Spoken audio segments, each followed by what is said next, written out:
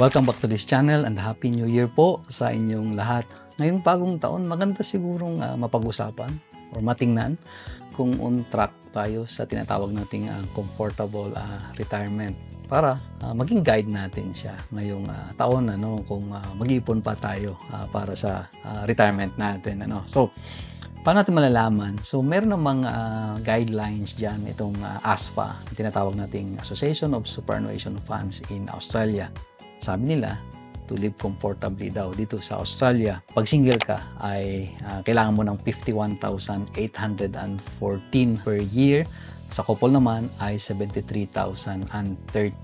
Provided na healthy ka, fully paid ang bahay mo, at entitled ka sa government pension natin dito sa Australia. And to finance that, it's a combination of pension and superannuation. So, ganito daw dapat ang balanse ng super funds mo ngayon to live comfortably. Pag single ka, kailangan mo raw ng 595,000 at sa couple naman ay 690,000. So ngayon ang tanong mo, sa edad ko, magkano kaya dapat ang superannuation ko? Yun ang ating pag-uusapan ngayon. Yung title ng video na ito is how much super should you have at your age? So kung bago ka sa channel na ito, ako si Rom, a licensed financial advisor, accountant, and tax agent dito sa Australia. Para sagutin ang tanong na yun, ang ginamit kong tools dito ay yung tinatawag nating Super Gurus Super Balance Detective Calculator. Napakadali lang gamitin ito. Ilagay mo lang ang date of birth mo at lalabas na doon ang dapat na balanse mo ng superannuation mo to live comfortably in Australia. So, gumawa ako ng 5 senaryo. Mga pinanganak noong 1985, 1980, 1975, 1970, and 1965.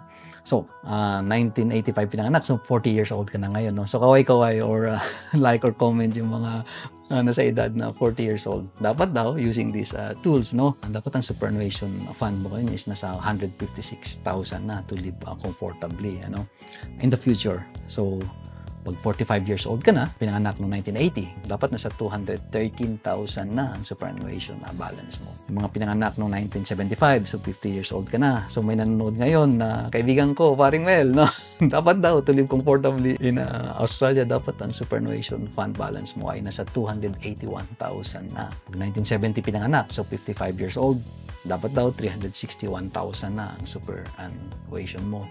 At mga pinanganak noong 1965, so 60 years old ka na. So nanonood din ngayon si Kuya Lito, to live comfortably daw, kuya, dapat ang balanse ng superannuation mo ay nasa 453,000. So silipin mo ang superannuation mo, kuya, kung enough na ito to live comfortably sa Australia. Paano naman kung mas mataas ka doon sa mga figure na binanggit ko? Of course, congratulations, focus ka to be healthy and tawag na to pay off yung mga utang ninyo. Paano naman yung mga mas mababa sa figure na binanggit ko? Rom, hindi naman umabot ang superannuation fund ko doon. Ngayon parang ang baba, hindi maganda yung performance ng super funds na member ako. So meron akong 4 na tip sa inyo. Number 1 ay i-track down ninyo yung loose superannuation. Baka meron kayong superannuation na hindi nyo alam.